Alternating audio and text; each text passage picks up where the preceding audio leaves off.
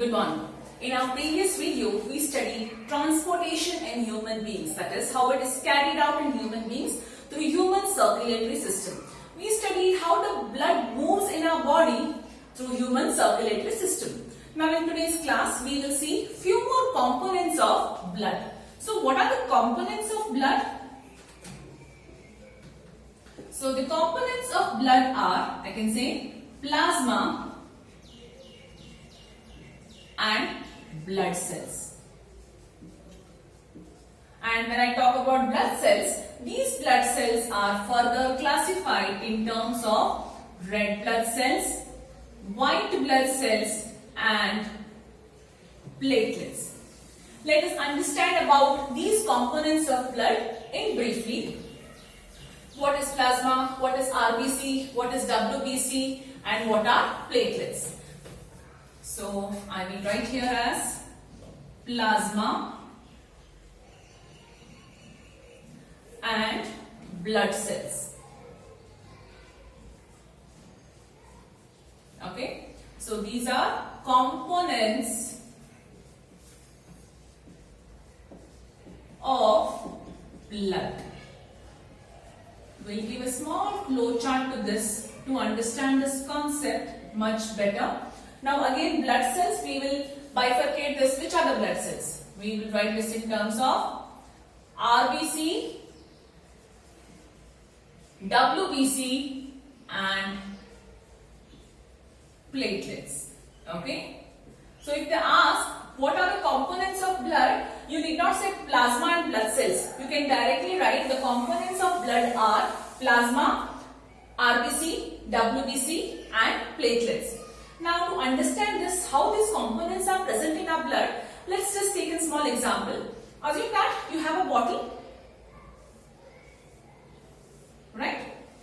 So what I do in this bottle now is, I fill about, say, this much portion of red sand. Okay, I'll just write here, red color sand, I'll fill in this much of portion till here. I'll just mark so that it is easy for me to understand and for you. Then, say about this much quantity, I will add a different colored sand. Let me take this as white color sand. Now, can you see the difference? Whatever sand, red color I have added, white color is little less than that. Okay. Then what I will do? A very little quantity of, I will add in this, lesser than white, some other color sand, you can say a yellowish color sand. Okay. Then I pour water in this bottle. The bottle is again now filled with water, right? So now what is in more quantity? Water is in more quantity in the bottle. Then what do we have? We have red color sand. Then we have white color sand and we have yellowish color sand. So this is about in our body how it is filled. Here water which is there, assume that it is a plasma, much in quantity. Then we have RBC, right? Little, not as much as plasma, but a bit lesser than that. Then we have WBC, lesser than RBC. Then we have platelets, lesser than WBC, right? So this is about how the components are present in our blood, right? So what we can say here is, plasma is like in higher concentration in our body, then RBC, then WBC, then platelets. For example, if I can tell, if I have around millions of RBC in my body, I can say I have lakhs of WBC in body and I have thousands of platelets in our body. Now that is what? Your platelet counts goes down when we have dengue or something. Yeah, it's just an information. So this is how it is. Now what is plasma? Plasma contains majority, what you can say is 91 to 92% of water in it. And the remaining 8% is protein. Protein, hormone or many other things which are present in that. So let us only understand it consists of 90 to 92% of water content in it and the remaining 8% is protein. Now what is RBC? RBC are known as red blood cells in our body. What do these red blood cells do? these red blood cells carry oxygen from all the parts of our body, or they carry oxygen from our lungs and moves to all parts of our body, tissues and cell, and converts that later to carbon dioxide and it gives out, right?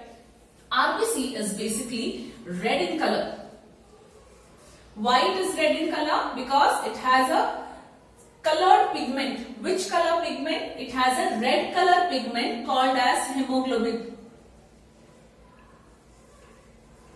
Now what is the role of hemoglobin? Hemoglobin has affinity towards oxygen. What do you mean by affinity? Love towards oxygen. So hemoglobin has affinity towards the oxygen, which helps in the movement of oxygen from lungs to different parts of our body, to tissues, to cell, for cellular respiration, later converted to carbon dioxide. What is WBC? WBC acts against, or WBC is for immunity, what we can say. We can say WBC is the soldier of our body, which will fight against the, diseases causing in our body. Platelets. Platelets helps in clotting of the blood. Now accidentally if you get hurt, when you fall down, blood starts coming out, right? Starts oozing out, right? So it has to stop, correct? So platelets act on them. So platelets will clot the blood immediately. So platelets helps in clotting of the blood. So I think this much information is enough for you all about components of blood. There is one more content which is present in the blood. It is not in components, but another thing which is present in the blood is lymph. Let me check. Yes. What is a lymph? Lymph is also a colorless liquid, or sometimes you can say it is colorless or it is even yellowish. It is a colorless yellowish liquid present in the blood. So what does lymph do? Lymph helps in transferring the, or you can say it helps in transferring the absorbed fat from the food to other parts, or it cuts down the fat. Whatever fat is absorbed in our body after digestion, whatever fat is absorbed, it helps in transferring that. So it has less protein than in plasma what is present, or in the blood what protein is present, it is lesser in lymph. So these are all about components of blood. The next part we will study, as we study transportation in human beings, we will also study transportation in plants.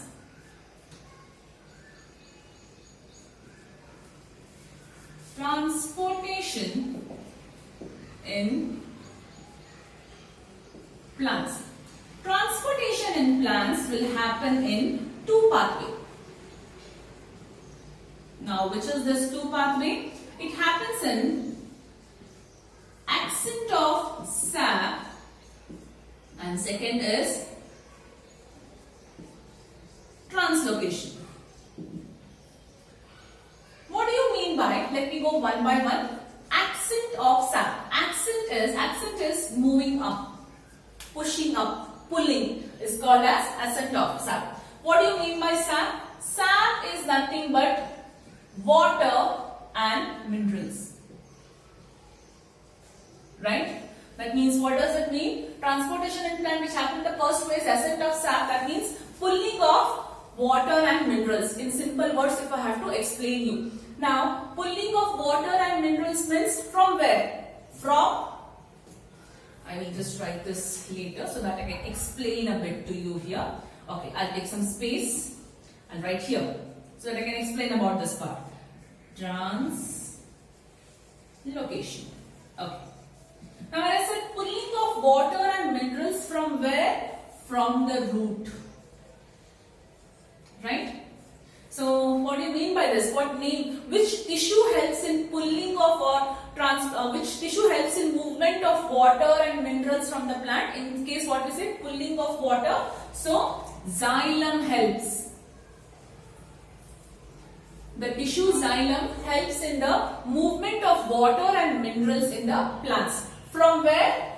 From roots to all parts of plants. Right?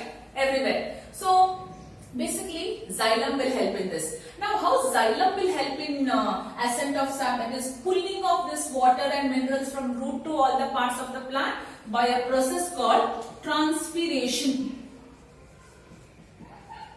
Now we had discussed about transpiration in our very first class where I was discussing about what is nutrition, if you remember, right? Transpiration. We defined the word transpiration there. What was transpiration? The removal of, pulling out of excess of water from the leaves, from the pores of the leaves is called as transpiration. So what happens here? When excess of water is being pulled up, along with the water all moves in the plants, minerals also move in the plant, right? What is transpirational pull?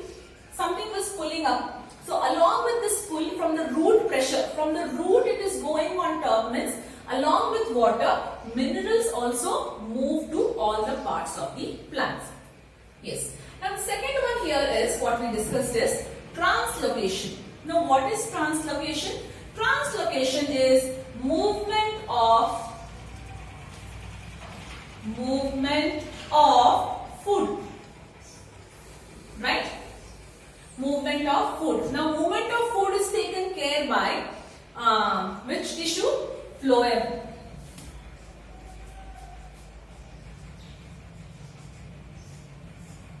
Movement of food is taken care by phloem. From where to where? Where is food prepared in the plants? Recall photosynthesis process. It is prepared in green leaves, right? Because green leaves are the main site for photosynthesis. It is prepared in green leaves. From green leaves, it moves through the stem, from stem to roots. So, how the water and minerals from roots to all the parts, and phloem, food conducting tissue, from leaves to roots to all other parts of the plant.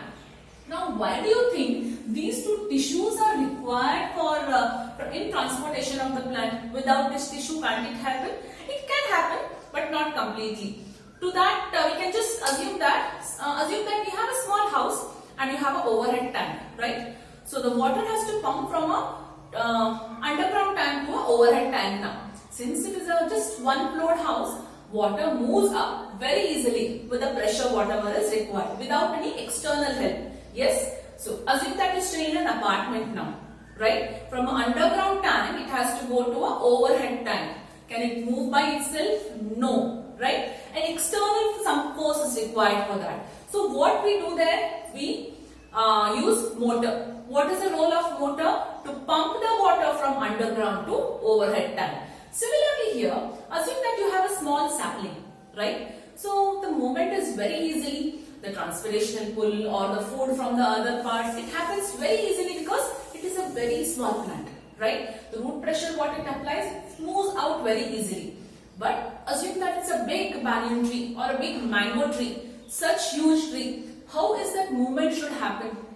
For such thing, we have these two specialized tissue. We call them as a vascular bundle of tissues, which will help in movement or transferring of water and minerals through a specialized tissue called as xylem and food to another specialized tissue called as phloem. So xylem and phloem helps in the transportation of water and minerals and food in a plant.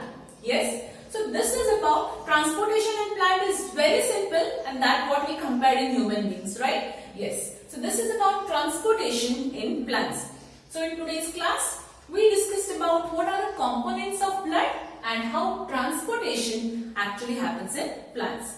So in our tomorrow's class, we will be studying about how using this transportation system, we only understood that only blood is transported, right? Apart from that, even the waste materials are transported in our body.